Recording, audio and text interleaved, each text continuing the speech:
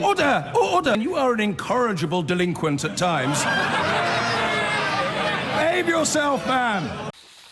Well, while the government wrestles with finding a way forward on Brexit, Labour have big problems of their own too over what should happen next.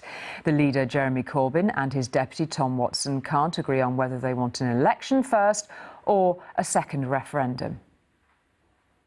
These are the many faces of Labour's Brexit policy.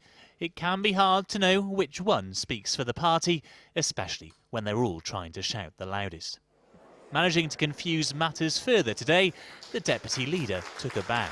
Tom Watson arguing a referendum should come before an election and Labour should campaign to remain. I don't believe there is such a thing as a good Brexit deal. We should unambiguously and unequivocally back Remain. We should back Remain not for electoral or tactical reasons, but because it is the right thing to do for the country at this time of greatest crisis since the Second World War. But it's not the policy the unions were applauding yesterday. A general election is coming.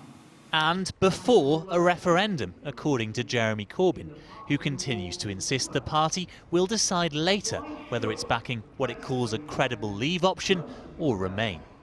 It's Tom's view. I don't accept it and I don't agree with it. Our priority is to get a general election in order to give the people a chance to elect a government that cares for them, not themselves.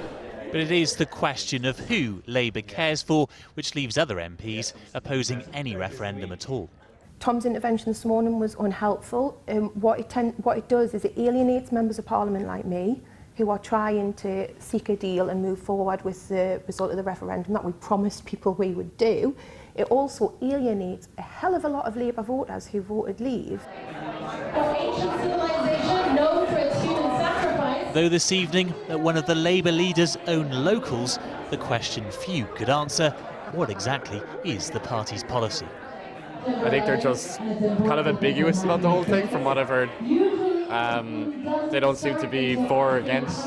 They're contradicting each other. They don't actually have an overall party opinion on what their policy is. Well, currently they don't really have a policy because the deputy leader wants to remain and the leader wants to leave.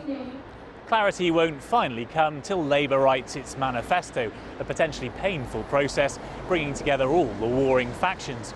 But with Labour voters just as divided as the party itself, the politics here isn't only internal.